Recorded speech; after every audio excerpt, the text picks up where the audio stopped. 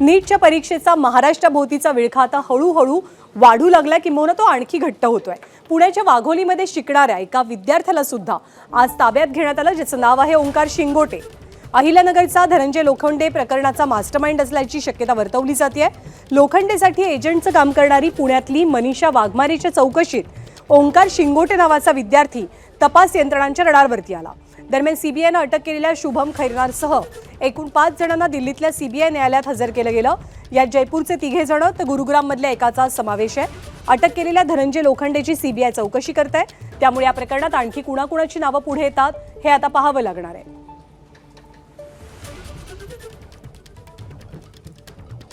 आणि नीटच्या सगळ्या परीक्षेमध्ये पेपर फुटला कुठून ही सगळ्यात महत्त्वाची गोष्ट किंवा सगळ्यात महत्त्वाचा प्रश्न आहे। वेगवेगळ्या राज्यांची वेगवेगळ्या शहरांची नावं किंवा कनेक्शन समोर येत असताना आता एक धक्कादायक वास्तव आणि माहिती समोर आली आहे। नीटचा पेपर नाशिक किंवा अन्यत्र दुसरीकडे फुटलेला नसून तो चक्क नीट परीक्षा घेणाऱ्या एनटीएच्या ऑफिसमधनच फुटला असल्याचा संशय व्यक्त होतोय। तपास यंत्रणांनी त्या दिशेने आपली तपासाची सूत्र आता फिरवलेली आहेत।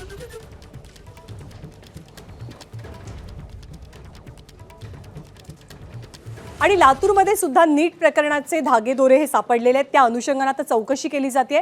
लातूरमधले एक निवृत्त प्राध्यापक आहेत, त्या निवृत्त प्राध्यापकांची सुद्धा आज सीबीआयच्या वतीनं चौकशी करण्यात आली। नीट पेपर फुटी प्रकरणी काही कागदपत्र आणि मोबाईल सीबीआयच्या पथकाने ताब्यात घेतले आहेत। संबंधित प्राध्यापक पुण्यातल्या मनीषा वाघमारेच्या संपर्कात होते आणि नीट पेपर सेट करण्याच्या प्रक्रियेत त्यांचा काही सहभाग होता की नाही याची चौकशी सीबीआय करते।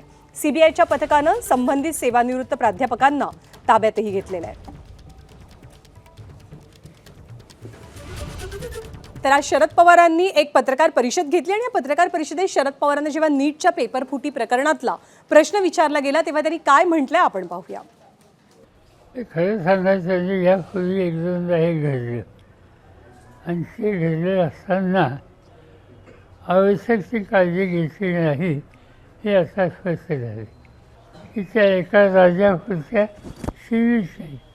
आता आजच बातमी आली केरळमध्ये सुद्धा झालं, महाराष्ट्रात झालं, हरियाणामध्ये झालं, अन्य राज्यात झालं। एका वेळेला इतक्या राज्यात हे सगळं होतं याचा अर्थ सवन सिस्टीम ही किती खराब झालेली आहे हे असं स्पष्ट होतं।